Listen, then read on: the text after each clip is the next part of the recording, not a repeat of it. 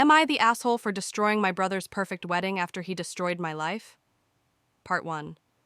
I never imagined my life would come down to a single question like this, but here I am, years later, still replaying everything in my head and wondering if I went too far. So I'll start from the beginning, because context matters more than people like to admit. I grew up as the second child in my family, which basically meant I was invisible. My older brother, Ryan, was everything my parents wanted in a child. Confident, athletic, popular, and naturally charming. Teachers loved him. Relatives bragged about him. Family friends compared their kids to him. Meanwhile, I was the quiet one, the responsible one, the kid who followed rules, got decent grades, and never caused trouble. And somehow, that meant I was expected to handle more and complain less. From a young age, it was clear that different rules applied to us. If Ryan skipped class, it was because he was finding himself. If I did anything remotely wrong, it was a character flaw. If Ryan borrowed money, it was an investment. If I needed help, it was a burden. Over time, I learned that my role in the family wasn't to be supported, it was to support everyone else. That mindset followed us into adulthood. When I was 24, I had finally started feeling stable. I had a decent job, some savings, and a small apartment I was proud of. Ryan, on the other hand, was full of big dreams and zero follow-through. He jumped from idea to idea, always convinced the next one would make him rich. One day, he showed up at my place unannounced, carrying a laptop and a folder full of papers, looking unusually serious. He told me he was starting a business, not just any business, the one. He said he needed a loan to get it off the ground, but the bank wanted a cosigner because his credit wasn't strong enough. He promised it would only be temporary. He showed me projections, contracts, and charts that I barely understood at the time. He looked me straight in the eye and said, "I swear on everything, I won't let this touch you. I just need your help to get started." I said no, at least at first. That's when my parents got involved. They called me separately and together. They said Ryan needed me. They said family helps family. They said I was being dramatic, selfish, and unsupportive. My mother cried and asked how I could live with myself if I didn't help my own brother succeed. My father reminded me that Ryan would always remember who stood by him. Eventually, I broke. I told myself it would be fine, that Ryan wouldn't betray me, that I was being paranoid. So I signed the papers. That signature would cost me years of my life. At first, everything seemed okay. Ryan updated me regularly, talked about clients, growth, and future plans. Then, the updates slowed.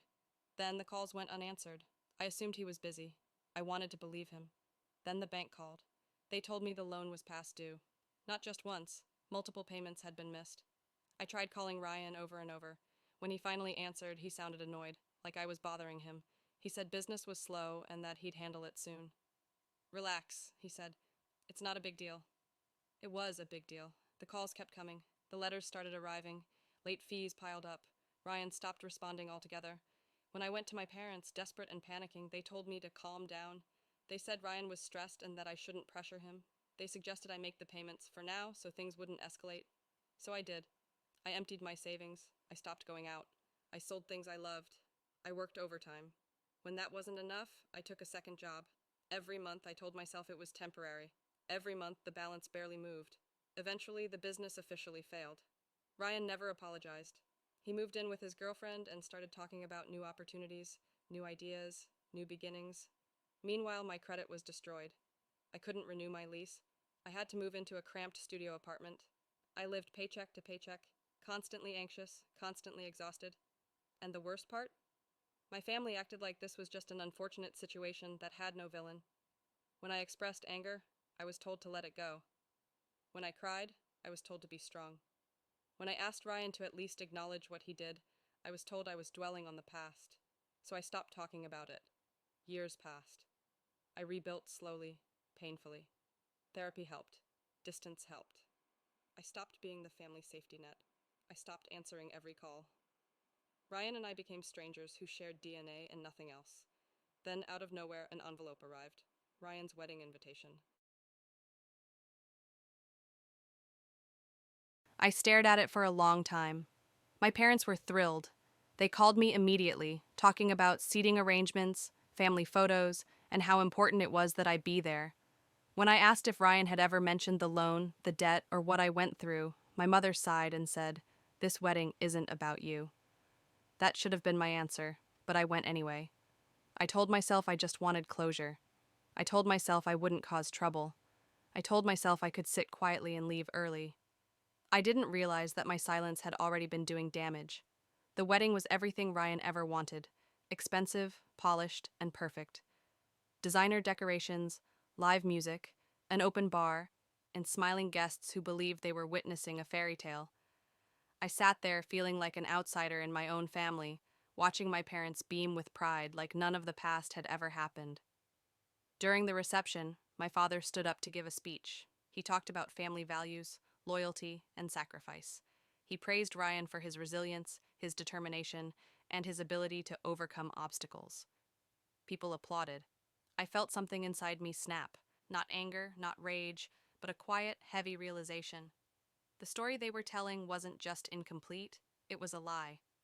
Then my father looked directly at me and said, "And of course, Ryan's success has always been supported by family, who stood by him every step of the way." Everyone clapped again. I stood up. I didn't plan it. My heart was pounding, my hands shaking, but my voice came out calm. I congratulated Ryan and his wife. I wished them happiness. I thanked the guests for listening. And then I told the truth. I talked about being asked to co-sign a loan. I talked about trust. I talked about the promises Ryan made and the pressure my parents put on me.